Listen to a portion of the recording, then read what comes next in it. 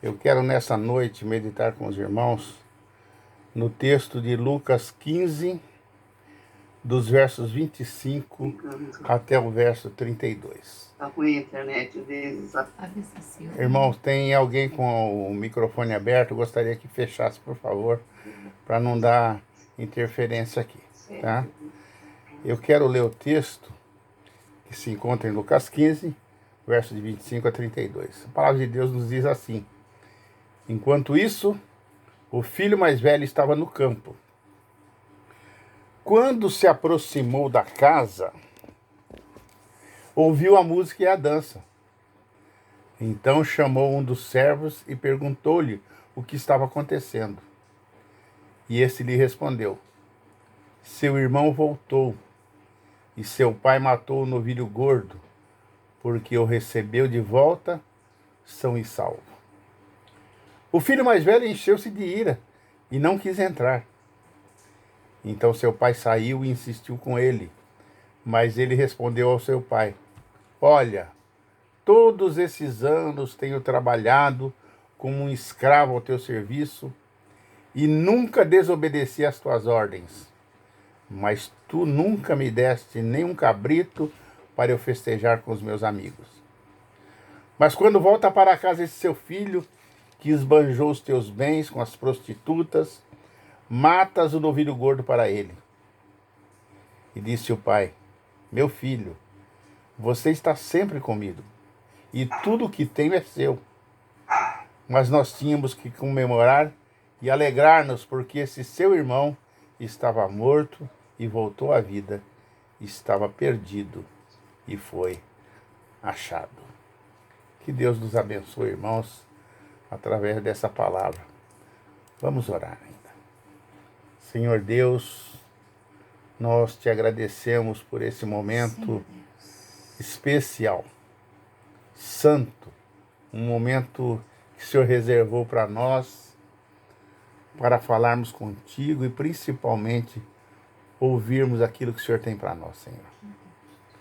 E nesse momento de dor, de tristeza e de reclusão que estamos vivendo no mundo, que o teu Espírito possa nos dar sabedoria, calma para enfrentar todos esses momentos, principalmente paciência para esperar o tempo do Senhor.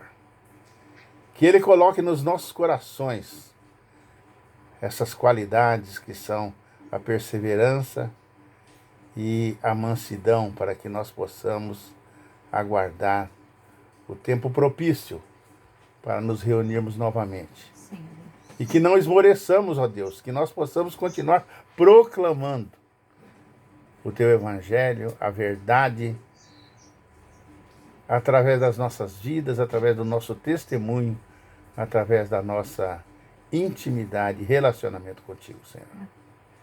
Recebe a nossa adoração. Que essa palavra fique gravada nos nossos corações e que ela produza fruto e que teu povo seja grandemente abençoado através dela, Senhor. Nós pedimos isso em nome de Jesus. Amém, Senhor. Amém. Interessante, amém, irmãos. Amém. Interessante que nós podemos ver que esse texto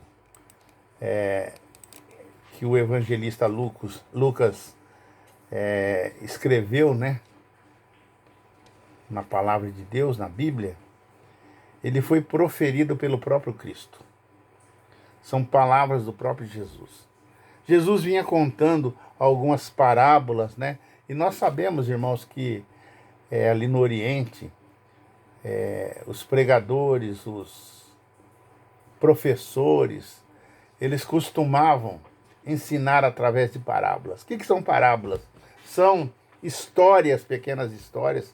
Muitas vezes são histórias, né? Que não são verídicas. São contadas para ensinar conceitos morais ou espirituais. E outras vezes são histórias, mesmo com H. Histórias que foram realmente vividas. Então, Jesus usava muito disso, porque era uma prática naqueles dias. Nós também costumamos fazer isso, irmãos. Nós hoje, né, quando fazemos um sermão, nós contamos ilustrações que são, às vezes, parábolas, né, para que as pessoas possam gravar com a maior facilidade. É interessante que Jesus tinha contado 3 parábolas, né, e falando sobre a alegria do encontro. A primeira parábola que ele contou, né, foi sobre a ovelha perdida que foi encontrada. E o pastor, né, chama todos para se alegrarem, porque havia encontrado aquela ovelha, né? A segunda parábola é sobre a moeda perdida que foi encontrada. E a mulher chama os seus vizinhos para se alegrarem. E a terceira parábola é sobre o filho perdido que voltou para casa. O pai oferece uma festa e se alegra. Nessas 3 parábolas, a única pessoa que não está alegre e feliz é o irmão mais velho do filho pródigo.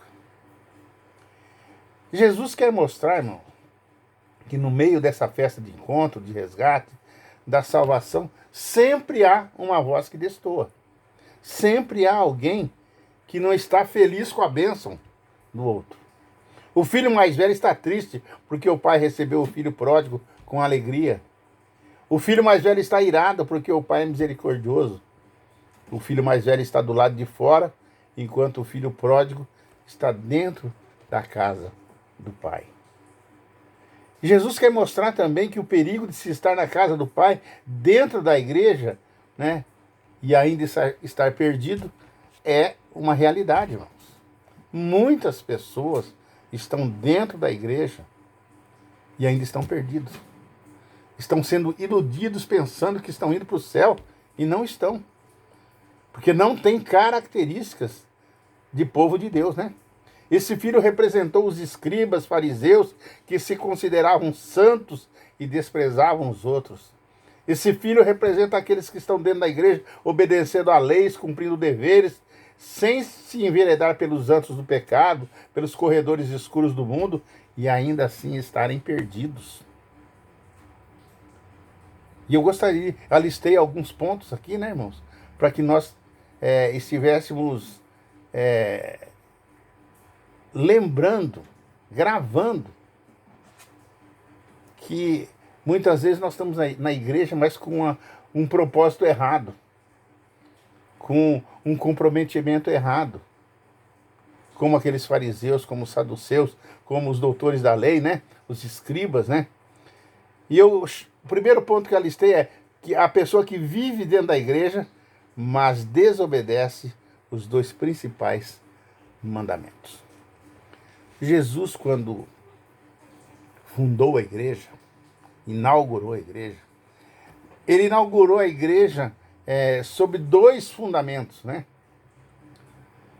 E lá, o mandamento, o primeiro mandamento, né, que nós vemos, né? Amar a Deus sobre todas as coisas e ao próximo como a ti mesmo. Então, a base, o alicerce da igreja, eu já vi alguém pregar, né, sobre o alicerce da igreja. O alicerce da igreja é o amor. O alicerce da igreja, os principais mandamentos da lei são amar a Deus sobre todas as coisas e amar o próximo como a si mesmo. Esse filho quebrou esses 2 mandamentos. Nem amou a Deus, representado pelo pai, e nem amou a seu irmão. Não perdoou o pai por haver recebido o filho pródigo, nem perdoou o irmão pelos seus erros. Há pessoas, irmãos, que estão na igreja, mas não têm amor a Deus nem aos perdidos. Estão na igreja, mas não amam os irmãos. O segundo ponto que eu listei é que, como aquele filho, né, o filho mais velho, algumas pessoas vivem dentro da igreja, mas estão confiados na sua própria justiça.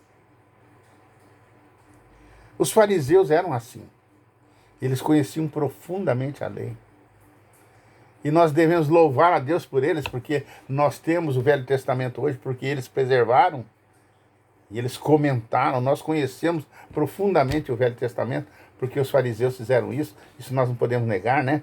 Mas eles se achavam uma casta toda especial. Eles se achavam pessoas que estavam acima da lei. E eles criaram até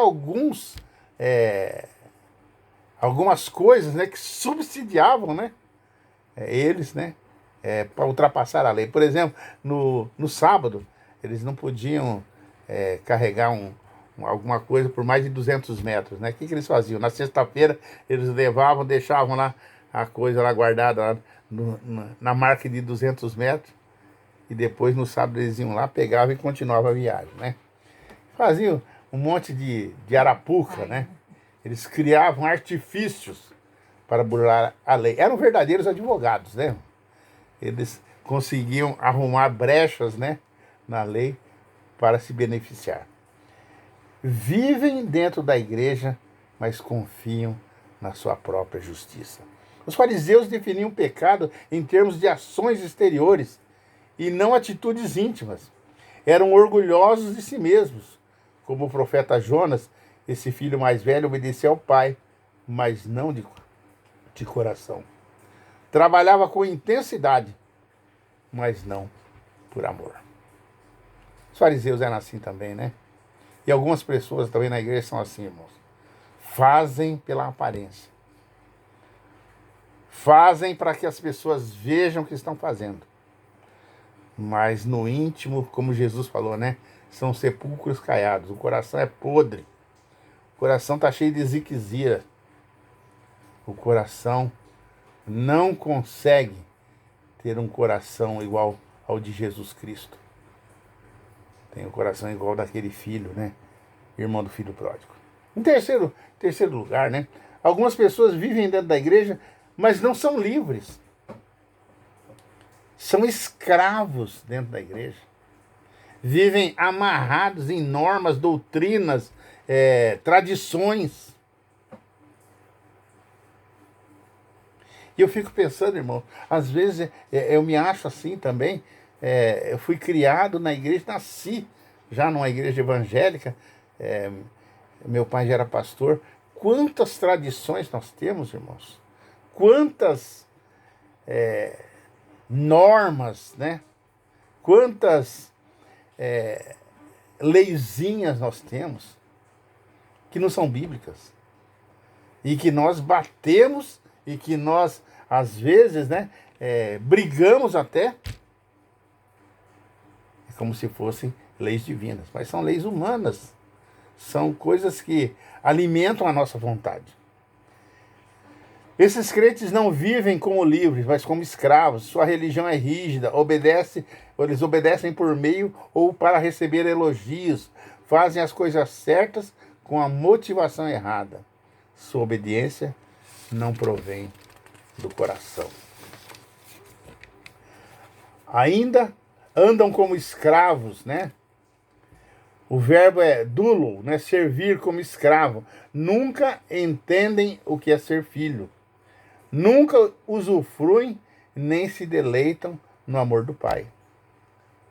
Ser crente para eles é um peso, é um fardo, uma obrigação pesada. Vivem sufocados, gemendo como escravos. Em quarto lugar, alguns crentes, né, também são, assim, vivem dentro da igreja, mas estão com o coração cheio de amargura.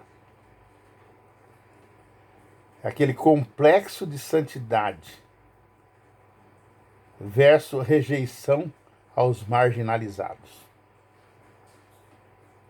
Aquele irmão do filho pródigo, né, do pródigo, estava escorado orgulhosamente em sua religiosidade, arrotando uma santarrice discriminatória. Só ele presta, o pai e o irmão estão debaixo de suas acusações mais veementes. Sua mágoa começa a vazar. Para ele, quem erra não tem chance de se recuperar. No seu vocabulário não existe a palavra perdão.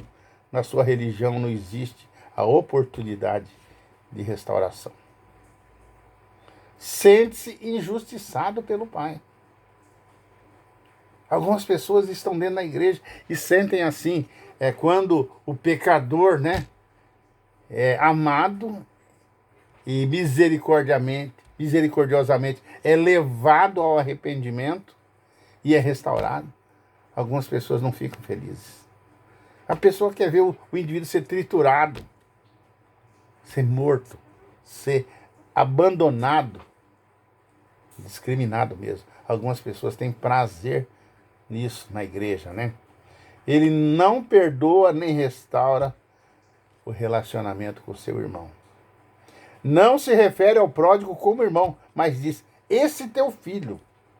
A Bíblia diz que quem não ama seu irmão, até agora está nas trevas.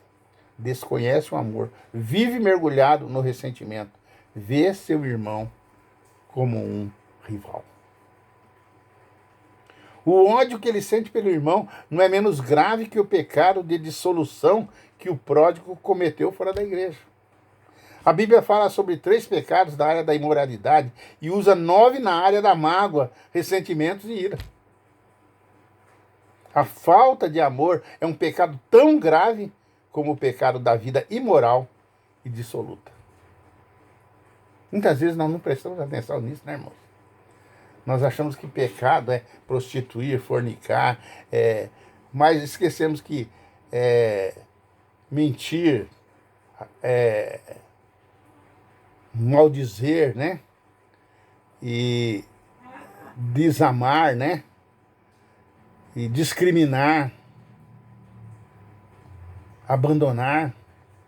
Esquecemos que esses pecados são iguais também, né? Existem muito mais pecados, né? Na área moral, né? Na área sentimental, do que na área moral. Vive dentro da igreja, na presença do Pai, mas anda como um solitário. Esse tipo de crente, irmãos, nem a presença do Emanuel é possível, né? A ele. Nem a presença do próprio Deus consola o seu coração, conforta o seu coração. Nem a presença do próprio Deus faz com que ele se sinta amado e consiga amar, irmãos. Assim também existem crentes nos nossos dias vivendo essa vida amargurada, solitária. Quantos crentes tem que estão procurando terapias por aí, né? Por quê? Porque não conseguem se aconselhar com o Senhor do Universo, com o dono da igreja. Porque são enraizados na maldade. São ensandecidos numa vida de discriminação e de apontação de dedo, né? Vivem apontando o dedo para o outro. Acha que o outro não é melhor que ele. Acha que o outro precisa ser banido da presença do próprio Deus. Acha que tem um monopólio da comunhão com Deus. Em 6º lugar, irmãos, aquele irmão do pródigo, como alguns crentes dos nossos dias, que militam nas nossas igrejas, ele vivia dentro da igreja, mas não se sentia dono do que é do Pai. Eu costumo dizer sempre, né, irmãos, que a igreja é de todos nós. A igreja não é minha, a igreja não é do irmão fulano, do irmão ciclano, do irmão beltrano. A igreja é de todos nós. Nós somos uma grande família. A igreja, ela foi feita, ela foi criada e ela foi fundada por Jesus Cristo para que todos nós pudéssemos ser edificados através da comunhão, através da troca de experiências, através do investimento um no outro, né? Vive dentro da igreja, mas não se sente dono do que é do Pai. Ele era rico, mas estava vivendo na miséria. Muitos hoje estão vivendo um cristianismo pobre. Vivem sem alegria, sem banquete, sem festa na alma, trabalhando, servindo, mas sem alegria. Em João 10:10, o próprio Senhor Jesus disse que ele veio para dar vida e vida em abundância, né? O Senhor Jesus quer que nós tenhamos vida abundante, que nós tenhamos alegria, mesmo nesse momento de tristeza e de reclusão, nós podemos ter alegria, irmãos, através da comunhão, através da fraternidade, através da troca de experiências, né, da vida cristã. Nós podemos ter, e o Senhor quer que nós tenhamos. Mas alguns crentes estão amargurados, entristecidos, porque têm o coração ruim. Não deixaram o Espírito Santo trabalhar, fazendo com que a sua vida fosse uma vida de misericórdia, uma vida de paixão pelas almas, como o Senhor Jesus tem. Deus tem rios de água viva. João 7,38 diz, né? Deus tem as riquezas insondáveis do Evangelho. Efésios 3,14. Deus tem a paz que excede todo entendimento. Filipenses 4,7. Esse filho, irmãos, não tem nenhum proveito na herança do pai. Nunca fez uma festa, nunca celebrou com seus amigos, nem sequer um cabrito comeu. Nunca saboreou as riquezas do pai, não tem comunhão com o pai. É como Absalão, está em Jerusalém, mas não pode ver a face do rei. Está na igreja por obrigação, não toma posse do que é seu. É uma das coisas que nós temos que entender. A igreja é nossa, nós somos a igreja. Nós devemos tomar posse disso. Quando nós tomamos posse disso, nós amamos a igreja de tal forma que nós temos prazer de estar na igreja. Eu vejo, irmãos, eu estava comentando aqui em casa, ontem ainda com a Cristina, ela comentando comigo, né? Como que os velhos têm prazer na igreja. Eles são os que mais estão sofrendo por não poderem estar na igreja, irmãos. A igreja, para eles, foi um ponto de virada no mundo. Nós costumamos dizer, né, que o mundo viveu antes de Cristo e depois de Cristo. O crente, ele vive depois de Cristo. O prazer dele está na casa de Deus. O prazer dele está com os irmãos. O prazer dele está em comunicar, em amar, em se entregar pelos irmãos. Isso é a igreja do Senhor, né? E ele conta uma ilustração, né? De que um homem fez um cruzeiro de navio e levou o lanche, né? Vendo as pessoas comendo os pratos mais deliciosos, guardou dinheiro para comer uma boa refeição no último dia. Só então ficou sabendo que todos aqueles banquetes já estavam incluídos na sua passagem. Alguns estão na igreja como esse homem, né? Entram no navio de cruzeiro, né? Esqueceram que todas as benesses da igreja já foram pagas por Jesus, né? Você tem direito a tudo. A pessoa fica se eximindo, né? Se excluindo de ser abençoado, de usufruir, né? Das coisas maravilhosas que Deus tem. Irmãos, a igreja, só por ela ter sido inaugurada por Jesus, né? Fundada por Jesus, nós já podemos ter certeza que ela é o melhor lugar onde nós podemos estar, né? Muitas vezes nós banalizamos, nós esquecemos disso. Nós menosprezamos o próprio Cristo, que é o Senhor da igreja, quando não valorizamos a igreja. Concluindo, eu gostaria de deixar para os irmãos, né? Que o mesmo pai que saiu ao encontro do filho pródigo para abraçá-lo, sai para conciliar esse filho, né? O mais velho, o indignado, o que se achava muito santo, né?